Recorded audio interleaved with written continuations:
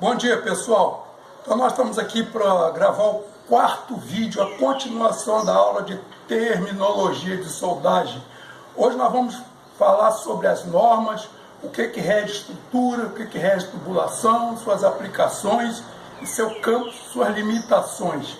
Depois nós vamos ver também a descontinuidade e o procedimento correto da soldagem e a ficha técnica de cada material no físico, o que no final é todo aquele conjunto que vocês verão ali nas plataformas a qual eu vou estar orientando e indicando os senhores. Então, senhores, aqui nós temos aqui estrutura, a norma que cobre a condição da estrutura, tecnicamente falando. Nós temos AWSD 1.1 para aço carbono, que envolve chaparias e perfis de um modo geral. Seria o perfil L, perfil U, perfil H, perfil T e outros mais que não aparecem aqui.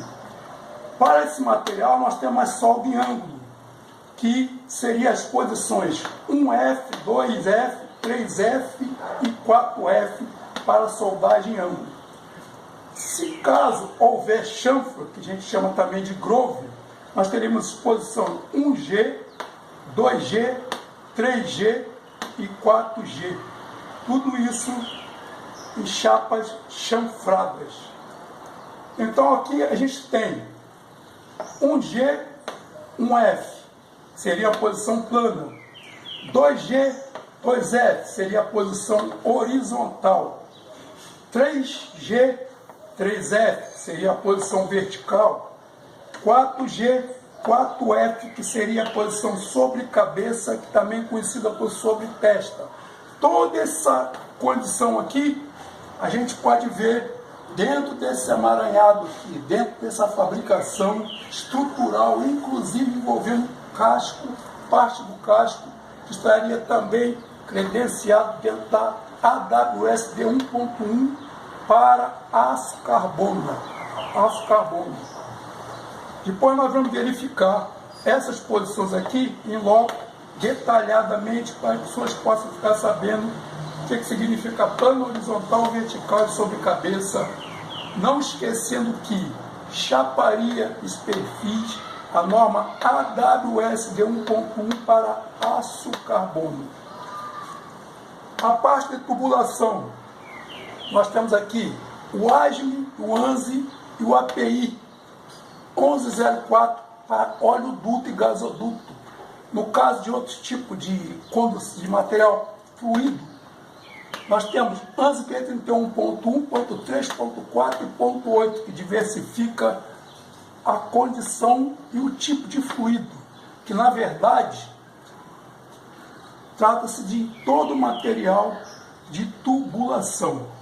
Aqui a gente tem as posições 1G, 2G, 5G, 6G e 6GR para nós de estrutura, notadamente para flare, como está previsto aqui.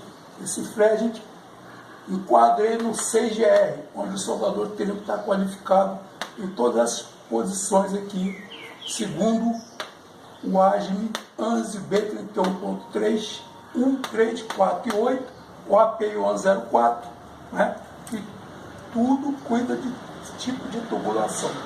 Sendo que o API 1104 é mais especificamente aplicado o gasoduto e oleoduto. Condição de fluidos variados. Toda essa tubulação aqui, como está previsto nesses raios, nessas cabeças de poço aqui, que os senhores estão vendo, trata dentro dessa norma, tubulação. Tá dentro aqui. Vamos falar aqui dos consumíveis.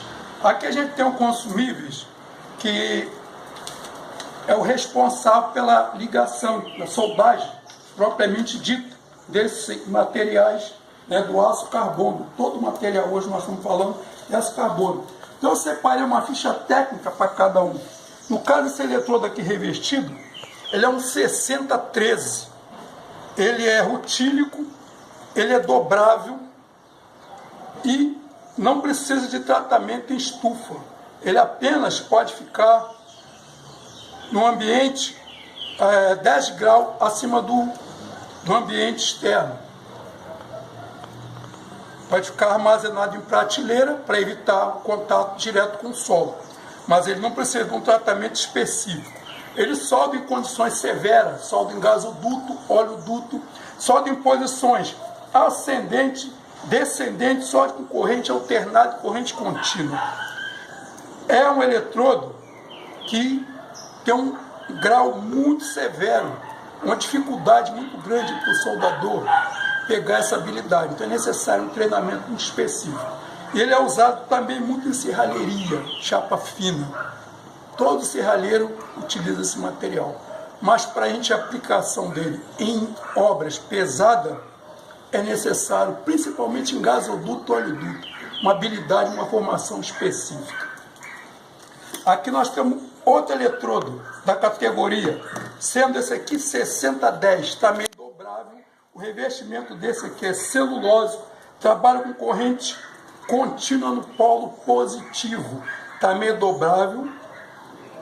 O revestimento ele não é prejudicado quando a gente dobra. Não é necessário ficar dobrando ele, mas se for preciso, né, às vezes fazer uma solda que está um pouquinho numa situação meio ilógica, a gente pode dar uma dobradinha que não vai prejudicar o revestimento dele. Ele é celulose, trabalha em corrente contínua, também muito usado em oleoduto, gasoduto, principalmente. Também serve como passe de raiz para outras tubulações que já foram orientadas ali e serão vistas melhor com o decorrer da aula aqui.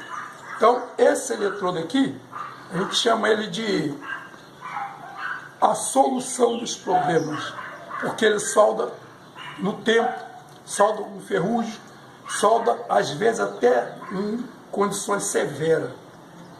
Então a gente pode contar com ele em ocasiões específicas. Aqui nós temos outro tipo de eletrodo. Esse aqui já requer um pouco mais de cuidado. Esse aqui venceu 55 OK5500 de um dos fabricantes, mas a denominação dele mesmo, a característica técnica dele mesmo, ele é um 7018. Ele é básico, trabalha com corrente contínua e com corrente alternada. É um eletrodo que requer tratamento. O fabricante tem uma ficha técnica dele, que nós temos que levá-la até 350 graus. Ele não pode ser dobrado, porque danifica o revestimento, como os senhores estão vendo.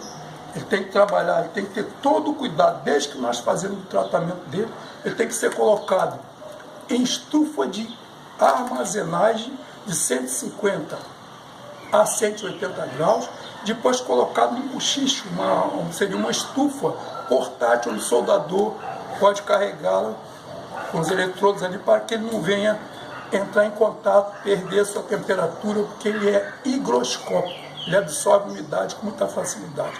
Ele é aplicado e na maioria das soldagens das plataformas, principalmente nos aços da classificação AH, que são aços específicos especiais. Então, a característica dele também pode ser usado na usina nuclear, só que ele seria o 7018-1 ou 7018G. Mas é um eletrodo de altíssima resistência e, a princípio, se tratando de eletrodo revestido, ele é um dos eletrodos que se destaca mais, pela sua capacidade e sua ficha técnica. Bom, pessoal, aqui nós vamos falar aqui do eletrodo revestido, que ele é um eletrodo básico, um revestimento básico, e ele é de altíssima resistência. Ele requer um tratamento específico, segundo a orientação do fabricante. Ele não pode ser dobrável, que danifica o revestimento. Ele é higroscópico, ele não pode ficar exposto à umidade. Ele tem um limite de umidade, por isso, a partir do momento que a embalagem dele é aberta, ele tem que ter um tratamento específico, ou seja, tem que ir para a temperatura de tratamento até a média de 300 a 350 graus por um período de 1 hora, dita, isso aqui é um tubo de 8 polegadas que é de 40 chanfrado a 37 graus. Esse outro conjunto aqui seria tubulação também de aço carbono, 4 polegadas, também chanfrado a 45 graus. E essa outra ficha técnica aqui nos mostra tubo de 3 polegadas, esquerdo de 40, também chanfrado